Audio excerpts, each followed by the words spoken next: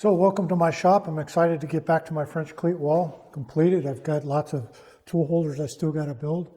I'm going to build some cabinets that go up above. That upper space will all be taken up with cabinets. I take a lot of my inspiration from Specific their YouTube channel and a glimpse inside.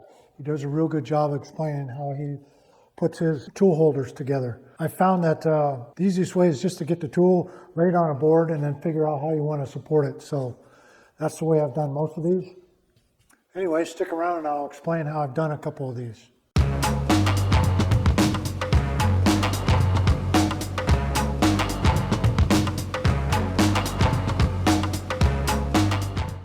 I just realized what a great concept this is today. As I hung my skis up and I covered up my crosscut sled, I realized I need to move that. So French cleat wall to the rescue. I can rearrange everything, get that crosscut sled out from underneath the skis, and everything will be good. Okay, as simple as that. Rearrange everything. I've got to make a tool holder for this. I've got to make a tool holder for my spray gun. Let me take you through some of the stuff I've already built.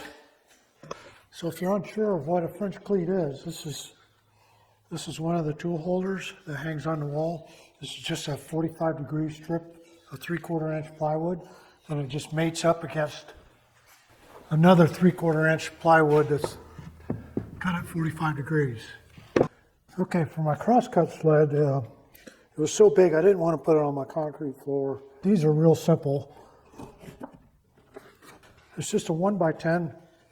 Drilled a hole with my drill press to put 3/4 inch dowel in here, and then a French cleat on the back, glued and brad nailed. So this way I can move them around wherever I want them. Then I drilled holes in the crosscut sled, fit on these. Doesn't affect the function of it at all.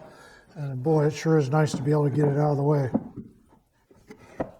This I did a whole video on. I wish I would have built it bigger. It's already outgrown itself, but pretty handy for the power tools. I way overdid this. It could be done a lot simpler. I put dados in here.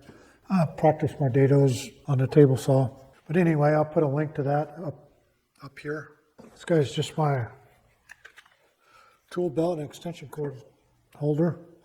Real simple. A couple dowels in the 1/2 inch plywood. French cleat on the back.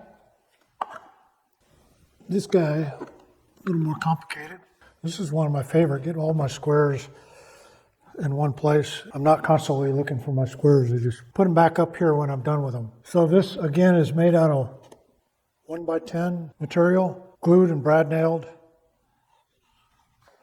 Now for the slots here, I drilled holes in the back, used the table saw to cut the first slot, and then I finished up with my jigsaw. You have to be careful. You can really split the wood here like I did here. The wood split in half. So I just took advantage of that and made a bigger slot for my large square here. No harm. Just put a little extra support in here for the shelf. I cut a bunch of these, I'd say they're between 3/4 and 1 inch strips off of some 1x10s, and I use those for borders on almost all my stuff. For my circular saw, I cut a slot in here using drill press, drilled on both sides, and then used a jigsaw to cut it out. Nothing pretty. I put dowels on the side to hold tools, and I did it without any real purpose in mind. I just figured I could use it to hang stuff on, and it's worked out pretty well, but I wish I would have done just 3 on each side like I did on this side. I just did 3 on this side. I did several on this side. I built this after I did my track saw, and I realized that I wanted this portion of the 1x10 to actually be long enough to rest on the cleat below it. So it rests on here. My track saw actually made a spacer in here, and it leans up against the drywall.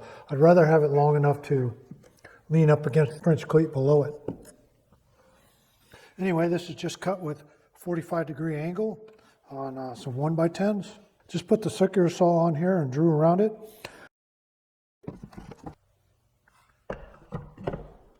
So this is my treat box storage. Always got to have the treats around. I was keeping them under my workbench, but yeah, I figured I'd have a place I could store dog treats. Oh, such a good boy. I also put dowels in here as well. And that's something I started to do later on was dowels on these. You can always store stuff on them.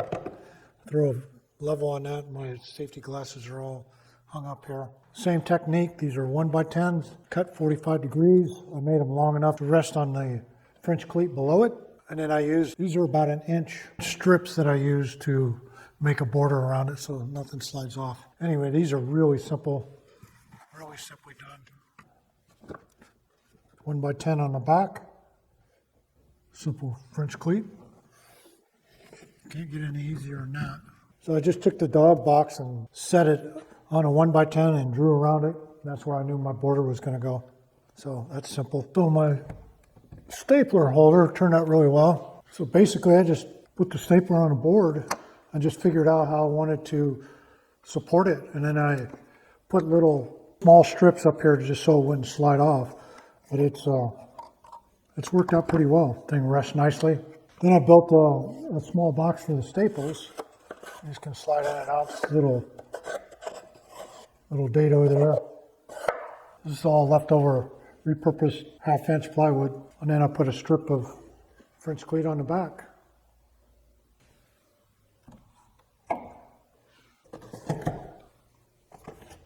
Thanks for sticking around. I got part 2 coming up. I'll take you through the clamp holder that I have back here and a couple of the other tool holders. Plus I'll make some more tool holders for these tools here. But thanks for sticking around. Thanks for sticking around. Be sure and like and subscribe if you haven't already done so. Mini Shop Dog wants you to too. Come here.